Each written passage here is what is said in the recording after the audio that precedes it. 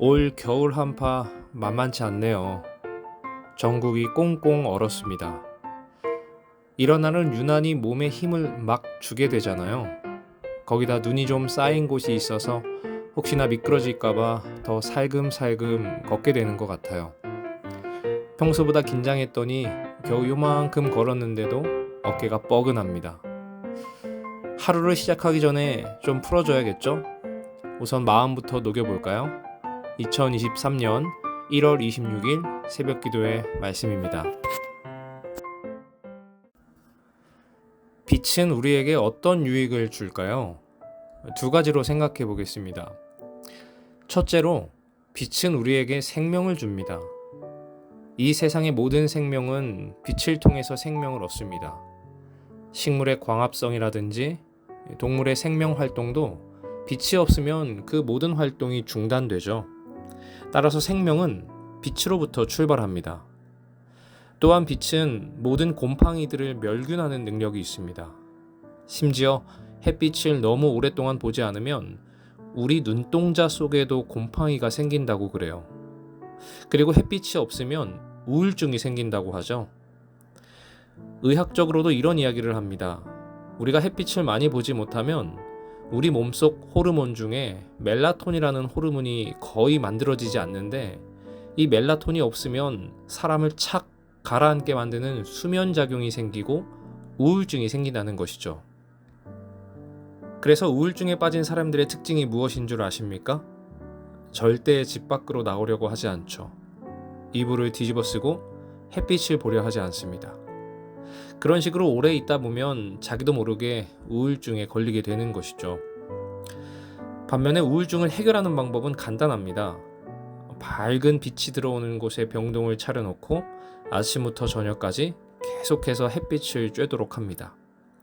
그러면 우리 속에 멜라토닌이 많이 생성됨으로써 우울증이 치료되는 것이죠. 영적인 문제도 마찬가지입니다. 영혼의 햇빛 되신 예수님을 떠나면 생명도 죽을 뿐만 아니라 우리 속에 있는 참된 생명의 근원들이 다 죽게 되어 있습니다.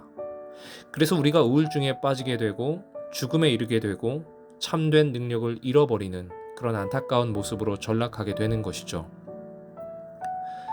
그리스도께서는 눈먼 자를 보게 하고 흑암 가운데 앉은 자들에게 광명을 주기 위하여 오셨다. 그분께서는 당신을 세상의 빛이라고 선언하셨으며 그분이 막 행하신 기적은 바로 당신의 사명에 대한 증거였다. 주님의 영광의 빛을 보아야만 우리에게 생명력이 있게 되고, 주님의 영광의 빛을 보아야만 우리 가운데 다시금 능력이 나타나게 됩니다. 그러면 우리 모두 매 순간 예수님의 빛을 받음으로 말미암아 생명력이 충만해지기를 바랍니다. 둘째로, 빛은 우리에게 판단력을 줍니다. 아무리 아름다운 옷을 입고 있다 할지라도 빛이 비치지 않으면 그 옷이 좋은 것인지 나쁜 것인지 알 수가 없습니다.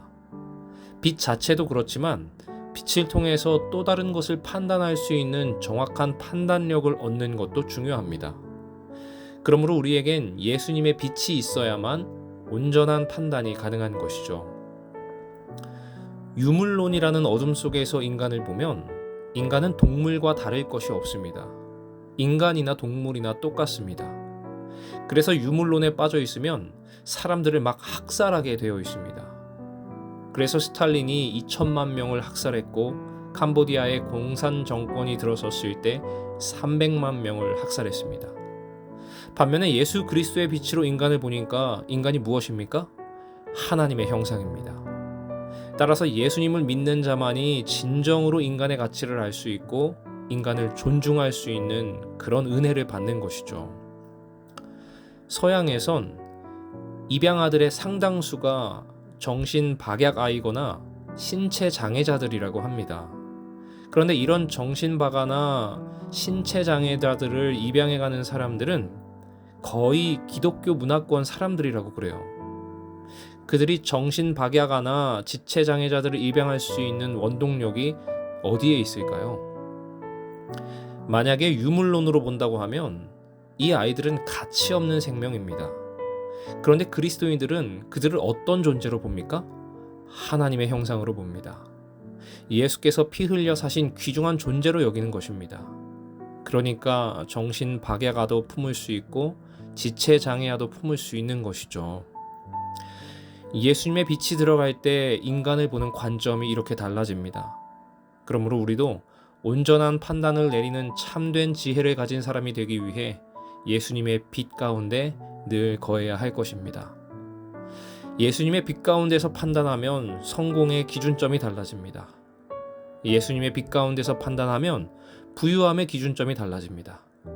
스스로 자신의 행동이 상당히 지혜롭다고 생각하는 사람도 예수님의 빛을 비춰보면 너무나도 어리석은 경우가 많습니다. 돈밖에 모르고 출세밖에 모르다가 망한 자들이 얼마나 많은지 몰라요.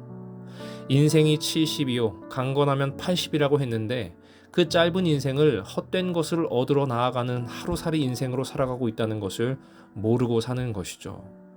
바라옵기는 우리 모두에게 예수님의 빛이 비추어져서 참된 가치를 볼 줄 아는 지혜의 눈들이 열리게 되기를 간절히 소망하며 말씀을 마치겠습니다. 오늘의 기도 제목을 말씀드리겠습니다. 먼저 우리 교회 환우들을 위해서 함께 기도해 주시고요. 또한 장년 선교회와 청년 선교회를 위해서 함께 기도해 주시기 바랍니다. 그리고 각자 가지고 계신 개인의 기도 제목으로 이 아침 함께 기도하도록 하겠습니다.